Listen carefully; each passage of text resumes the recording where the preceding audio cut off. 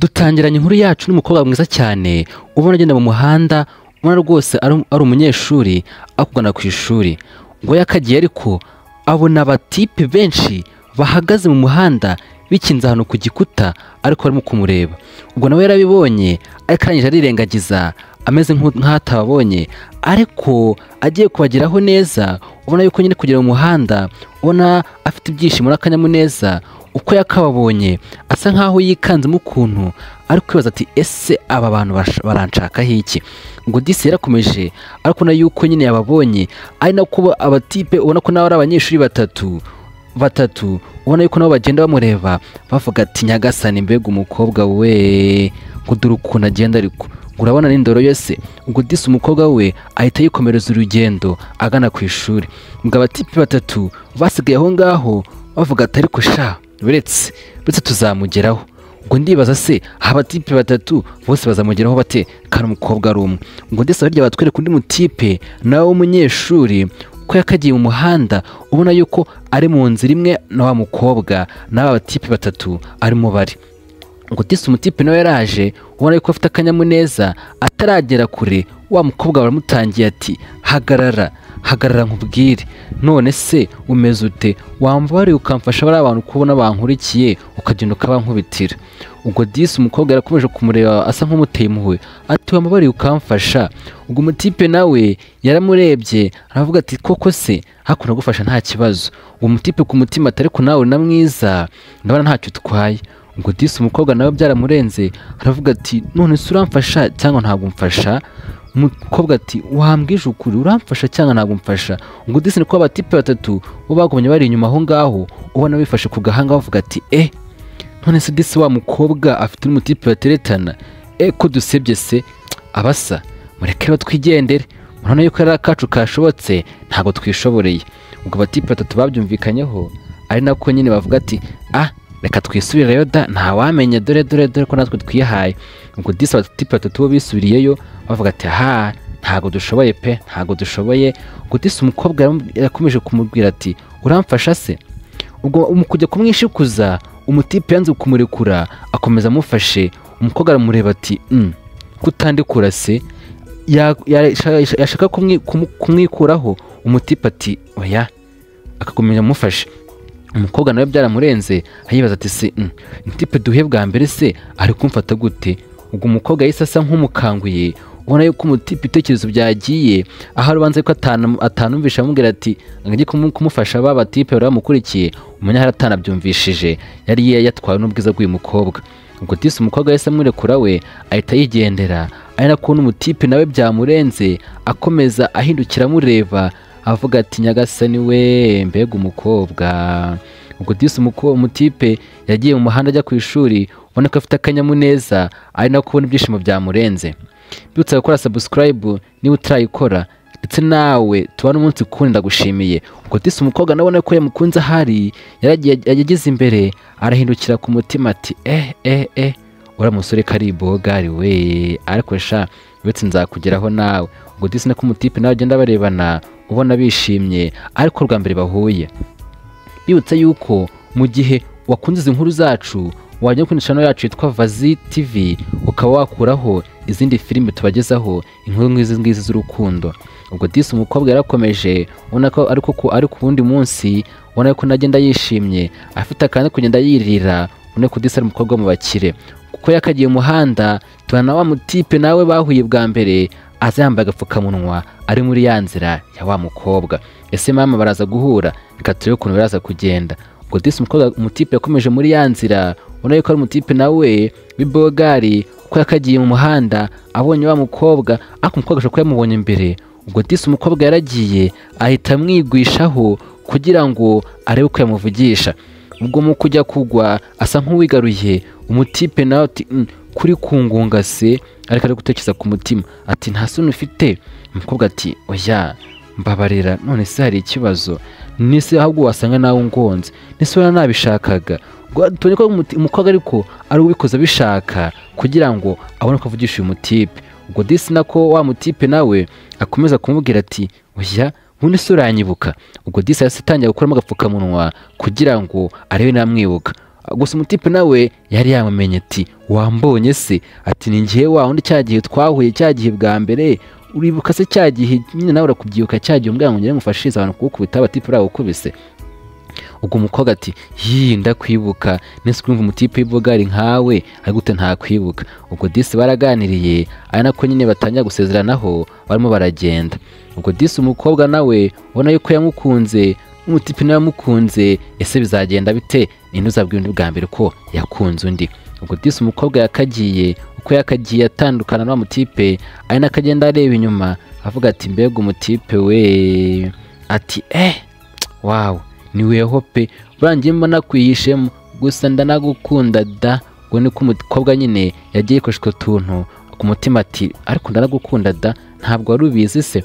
ubwo disi umukobwa yakomeje urugendo rwe yigira ku ishuri, no mutipe akomeza yigira ku ishuri, ariko tubona nawe wa mutipe umunsi ukurikiyeho yaje afite igare asa nkaho aje kwihagarika ahantu, ariko mu gihe ari kwihagarika ariko nyine ubona yuko ari kwihagarika ari kwitekerezaho, akiri aho ngaho yaparitse, wa mukobwa nawe ari kuza no kuba ahantu ku kizuba cyinshi cyane, avuga ati izuba se mana yanjye ndarica he noneho, kandi ubona yuko nyine ryamurenze izuba ari nako afite icyokere cyinshi. ubwo ari kugenda ageze imbere ubona yuko nyine yafite ibyishimo, atarajya kure ababonye wa muhungu bahuye ejo hashize, aragenda yikinga ku gikuta ati mbega umutipe se yihagarika hariya ku muhanda. ubwo ariko nibyo ntabwo yari abyitayeho, yakoze mu gakapu yari afite, arangije akuramo urupapuro, ese mama agiye kwandikaho iki, yakuyemo n'ikaramu mu gihe akiri kuyikuramo nyine anako n'amatipe agihagaze aho ngaho. ubwo umukobwa arikuramo ikaramu avuga ati uriya mutipe se burya nawe ujya yihagarika hariya. ubwo disi yaragiye afata urwa rupapuro yandikaho ijambo ngo I love you, bivuze ngo ndagukunda, arangije ashyiraho n'akantu nyine k'agapupe. ubwo aragenda aramucunga atararangiza kwihagarika. ubwo umukobwa aravuga ati ngiye kugenda agashyire kuri iriya gare rye wenda araza kugasoma. ubwo kanya n'abo batipe batatu bakurikiyeho umukobwa bwa mbere nabo baba bakiri aho ngaho batarajya kure. ubwo barimo kuza nabo bari muri ya nzira bababonye wa mukobwa agiye gushyira agapapuro kuri rya gare rya wa musore. ese mama biragenda bite, aba batipe batatu bo barashaka iki? ubwo baragiye basa nkaho bahagaze aho ngaho bavuga ati mbega igikobwa buri nta nubwo bakundana, hakuduye n'amutipe nawe wandi ngo bakundana ari kwihagarika hariya, gusa ibyo ni ibikinyagasani. ubwo disi wa mukobwa yaraje acunga wa mutipe, aragenda afata rya gare aravuga ati ngiye gushyira ko n'agapapuro, aho urahindukirira uraza kukabona, twongeye kwanditseho ngo I love you. ubwo yaragiye ashyira kuri rya gare arangije abyomekaho, ubwo ariko nawe acunga yuko ataramubona. ubwo umukobwa nawe ahita yirukanya avuga ati aha utanambona. ubwo disi b'abatipe batatu bo baraje kuko bari bayibonye, bakora rwa rupapuro barangije bashyira ikintu kimeze nk'igipupe kibi, bashyiraho neza rya mukobwa kugira ngo umutipe nahindukira azi kubona yuko ari umukobwa byanditseho, amubwira ati ndakwanga n'undi munsi ntuzongere kunkurikirana. ubwo disi umutipe ibyo bintu bamaze kubikora abatipe batatu bahise birukanka, ari nako nta mutipe yaje kwihagarika urakore kwihagarika ku kimodoka.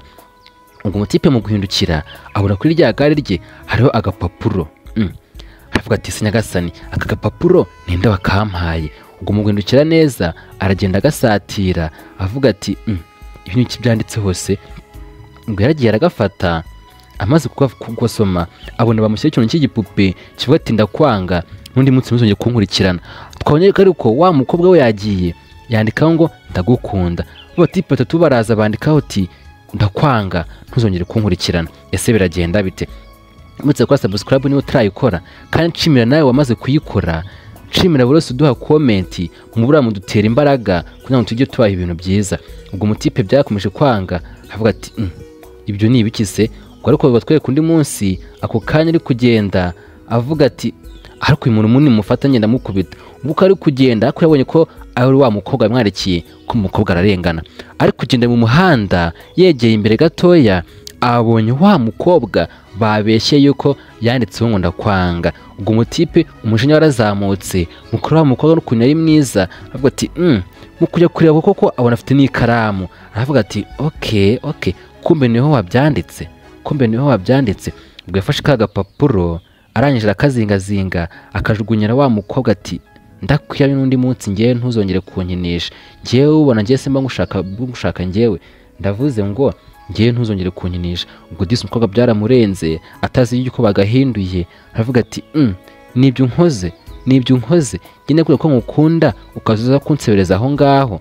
Ubwo umutipe yifatiye igare rye arikomereza. Byutse yuko mu gihe ushaka izindi nkuru wajya kuri channel yacu ya Vazi TV ukajya ubona izindi nkuru, niko raza no kubaha link yayo muri description. Ubwo disi umukobwa yaragiye aturagura ka gapapuro ngo arebe se bimeze bite. Mu kugafata ariko abona ibintu yanditseho ntago ari byo biriho. Ese mama byagenze bite? Umukobwa yaratunguwe avuga ati yewe usiko kuri mana yanjye ngiye konetse ngo ndagukunda, ayo magambo yandi yavuye hehe? Ubwo umukobwa byaramurenze ariko gutekereza ati se byagenze bite, ibintu ninde ubikoze? Mu gihe akiri gutekereza aho ngaho nyine ajya kubona b'abatipe batatu bandi bari kuza imbere ye. Ubwo disi abatipe batatu barafite agapapuro mu ntoki yanditseho ngo ndagukunda, barangije bashyiraho n'akandi kavuga ati ndakwanga. Ubwo umukobwa akimara kubabona byaramurenze abura ikintu akora, abona ko asebye. Ubwo nyine abatipe batatu batavuga ati ndagukunda, bafashe ka gapapuro barangije baragacagaguza ako yari yanditse, baravuga ati mwatubonye se, watubonye nuko dukora twebwe da, nese niba baratwiriyeho kugira ngo tubigenze gute? Ubwo disi niko barimo baramuseka bavuga ati natwe nuko dukora nyine, gusa tugusebeshe se tuzareba ahantu muzahurira. Umukobwa byaramurenze n'umujinya mwinshi ari kwifata aho ngaho, aravuga ati ariko ubundi abantu bambayeho iki? Ubwo abatipe bamaze gucagaguza ka gapapuro baratumujugunyiye baduhuha bavuga ati turagukunda. Ako nyine ubona ko nyine bamwiriyeho, ubona ko nyine ibitipe bitatu by'ibirara biba byamwiriyeho bishaka kumutereta, ako byaruza aho bimuhera byarangiza bigashaka kumuteranya na mutipe wundi. Umukobwa disi yahagaze aho ngaho abareba avuga ati aranje n'aka gapapuro kabo arakabajugunyira, ariko basigara bamuseka ati ego ko mbega umukobwa, ariko nawe wasebye da, ntawe uzi neza yuko wasebye. Ubwo disi ibitipe byasubiyeyo, ariko umukobwa nyine agenda ababaye avuga ati nyagasani, noneho ndasebye nyagasani, ibi koko biragenda bite? Ubwo ntibwatinze kundi munsi wa mutipe yisubiriye muri ya nzira yigire ku ishuri nk'ibisanzwe. Uko ari kugenda mu muhanda ariko ubona ko yambaye uniform, ubona ko nyine izuba ari ryinshi, ariko mu kugira imbere asa nkaho ari kuntu umuntu anakugenda yikureba imisatsi ati se noneho uriya muntu noneho ndamucikira hehe? Ubwo ariko nanone uko yakagiye ashobora kuba nawe yifitiye ibyishimo utamenya aho yabikuye, kumbe yari abonye wa mukobwa nawe yari kugira mu muhanda ariko yigiriye ku ishuri nk'ibisanzwe, ari nakagenda nyine avuga ati narasibye nyagasani. Uko ari mu muhanda agenda ariko abitekerezaho n'amasoni menshi ku mutima ati narasibye pe. Ubwo ariko ko ataragenda mu muhanda na wa mutipe bari muri ya nzira zimwe, uko ari kugenda na mutipe aragenda tubona yuko asa nkagiye guhura na wa mukobwa. Ese biragenda bite? Yaragiye azi yuko wa mukobwa ari wamwandikiye, kumbe umukobwa ararengana. Uko umukobwa nawe mu kugera imbere yaragiye aravuga ati umeze ute se? Ubwo umutipe nawe yaramurebye ati ibyo yankoreye se ntabwo ubizi. Ubwo disi umukobwa akomeje guseba, uko ariko akomeje guseba umutipe nawe arikomereza. Ese bizagenda bite? Aba bantu bazahora bigenze bite? Ubwo disi umukobwa asigaye aho ngaho yasebye, ubona ko nyine bibamubabaje, avuga ati ngiye bari abatipe nimbafata ibintu nzabakorera. Hafata se afite imbaraga zo kuzagira ikintu abakorera? Ubwo ariko nibwo yatinze, hashize akanya umutipe nawe yaragarutse asubira muri ya nzira wa mukobwa yararimo, ubanza hari yamenye ukuri. Ubwo disi niko bagaranye barebana. Ubwo umutipe uko ari kumureba abwira umukobwa ati hindukira se. Ubwo umukobwa disi ubona ko nyine n'amaromantike menshi, ubona ko ari guhindukira, usenze ikintu umutipe ari kumwereka. Ubwo umukobwa amaze guhindukira yatunguwe aravuga ati ni ibiki ndi kubona se?